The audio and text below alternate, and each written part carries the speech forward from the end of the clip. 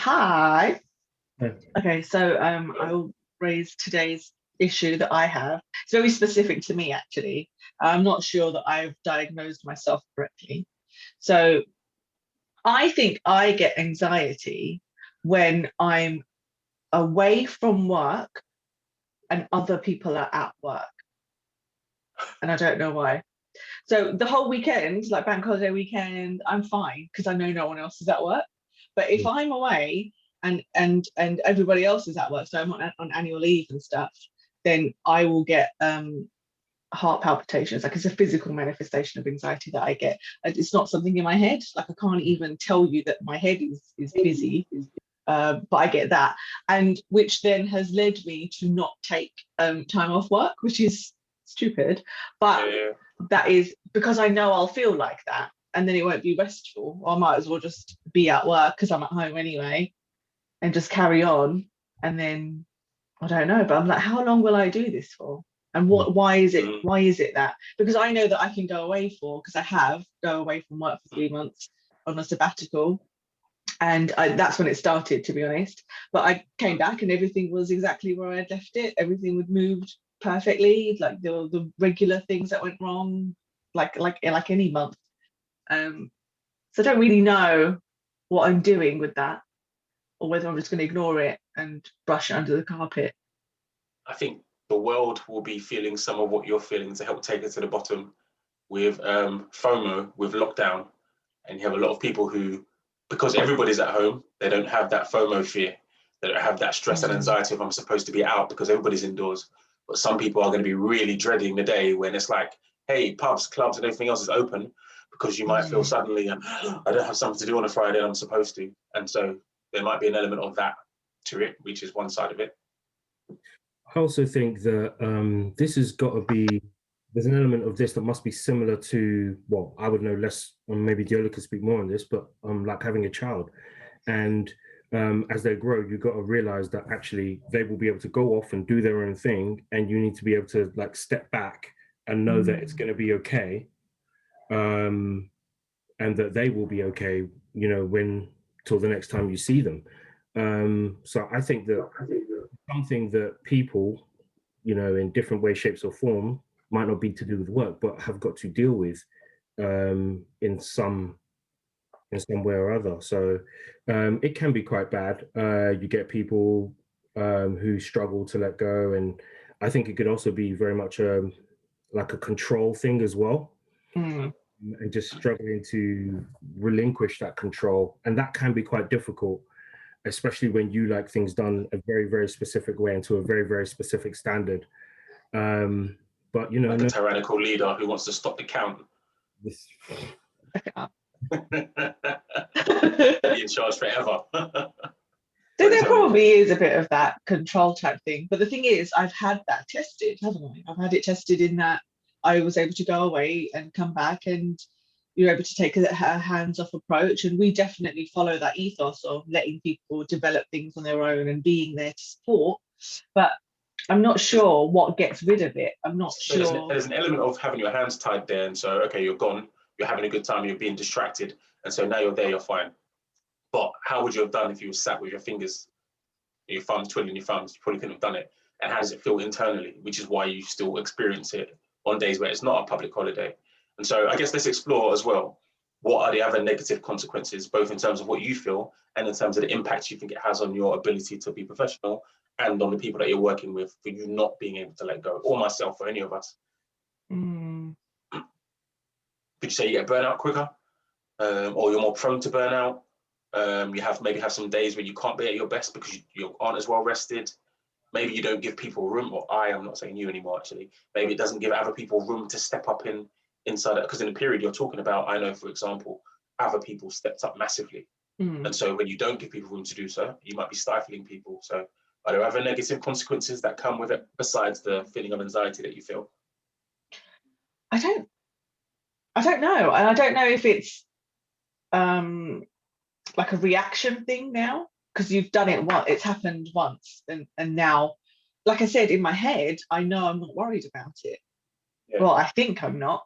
It's a physical manifestation of it, so I don't know what because I know that it works, and I know that people can get on with it, and I know that it it's been tested logically. So my logical brain is going, it's fine. Why don't you just take a week off and do what you're supposed to do? But I don't know. I can't answer that question. I don't know. I'd say for me then, because I have similar things, and you notice that both of us don't take very much annual leave at all, even though we can when we want. So it's strange. Yeah. And what I think ends up happening is you have this weird internal dialogue where I have moments when I feel exceptionally tired. Well, I'm not working, but I'm not working. And so I'm doing this like crossover. You And so haven't I'm looking at defined my it. emails, I'm doing bits, I'm doing stuff, but I'm not even getting the stuff done, and I'm feeling guilty because there's some tasks that if I had been fully working, I'd done them. But because I'm only half doing it, it's almost like I'm monitoring. I'm monitoring Yes. rather than working. So I'm at my desk, I'm looking at stuff, it's like my brain is trying to find something that's crucial to do. That what if something like emergency happens, then you'll fix that. But it's not doing the basic normal stuff that I'm supposed to do.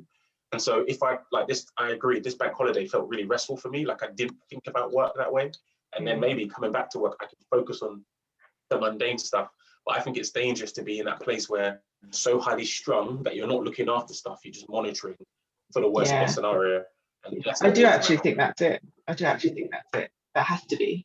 Because it's when other people are at work and I'm not. So I feel like I'm not doing what I'm supposed to be doing. So there is some element of that. I think it's dangerous these days with everyone working from home and, that line between work and not work being so blurred. So it's easy to be at home and, connectivity these days, check your emails from your phones. And there's never not an excuse to be checking up on this stuff unless you're actively making the decision to say, I am definitely going to step away from this and not look at any of it, which can be difficult.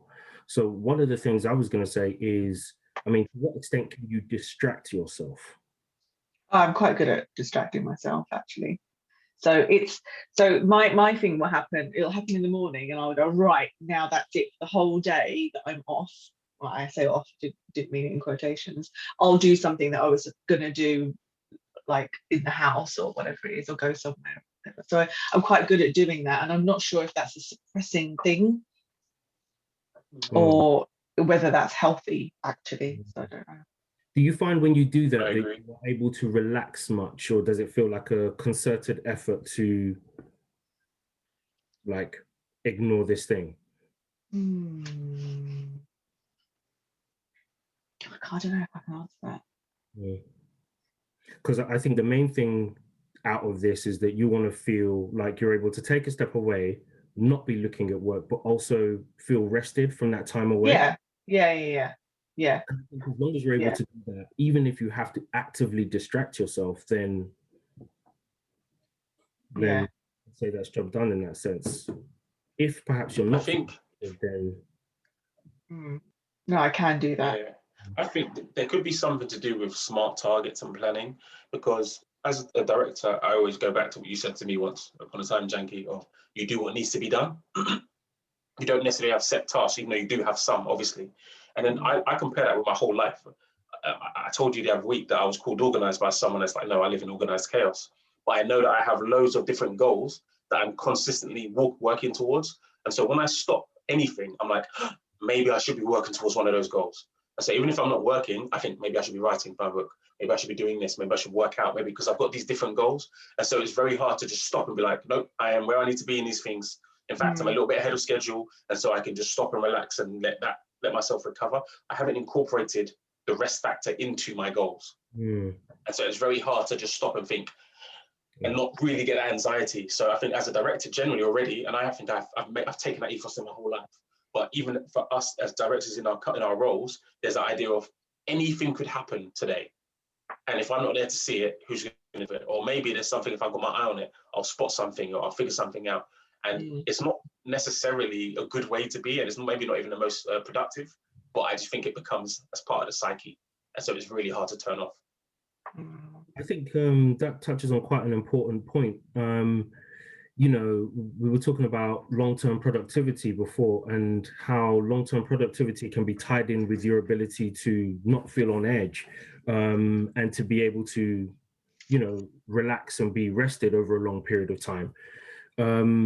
And you've got to, consciously recognize that the rest is as important as the work time, because that is what will make you, be as efficient as possible over a long period of time. I think, Deola, you were talking before about how you kind of end up going to it but feeling tired and you can't quite do it properly. So yeah, I think it's just that conscious, intentional resting and saying to yourself, okay, well, I need this in order to be as possible when I return. Yes. I think it's a very key point you're making there. I think we commit in our lives the things we add value to. And when we know there's value to something, it's easy. It's like I was talking about the gym. If you didn't understand or know or have some sort of precedent that gym equals a result, you wouldn't just go to a gym and put your body through pain and wake up in pain the next day and see no results and keep doing it, because you'd be like, what? I worked out yesterday. But because you understand there's a value behind it and you almost anticipate it, you trust that process. As long as you need to value your rest and sleep and understand that it's going to add value to your life. And so even though you're sleeping today might just feel sloven, feel lazy, the long-term impacts of continuously resting and sleeping are going to be valuable, and you need to place a value on that. And at the moment, I don't. And I need to start placing value. The same way some people, you reach an age and you realize, nope, I need to stretch before I work out. You start to understand the value. You say, I need to start eating or drinking more water, because somewhere in your mind is going, wait a minute, I'm starting to understand there's a value behind it. And at some point, you need to value rest and value that peace and that solace away from work. Otherwise, you're not going to get there. I like that method, actually. Yeah. That is a change of thinking, isn't it? Mm. Okay, so I mean, that's a good. How do you do that? How do you place that emphasis on it? I think like anything, you've got to logically understand it first, and then see it reinforced, which does happen. Like every time you can't go on leave, you come back a bit more rested. You have a good solid 2 weeks where you're like, oh, that's excellent, and then that reinforcing of that feeling is probably gonna move muscle memory type thing into place. Okay. I mean, there's some sensible solutions in all of that, but a radical solution to a problem, if anyone has one. Sleep when you die. Yeah, loads of time to sleep then. Okay, I think that's the most radical we've had. Get the most juice for the squeeze while you're on Earth, man. Keep your eyes open. You don't want to miss anything. It might happen now. God, this isn't helping. It might be happening right now. Sorry for my email.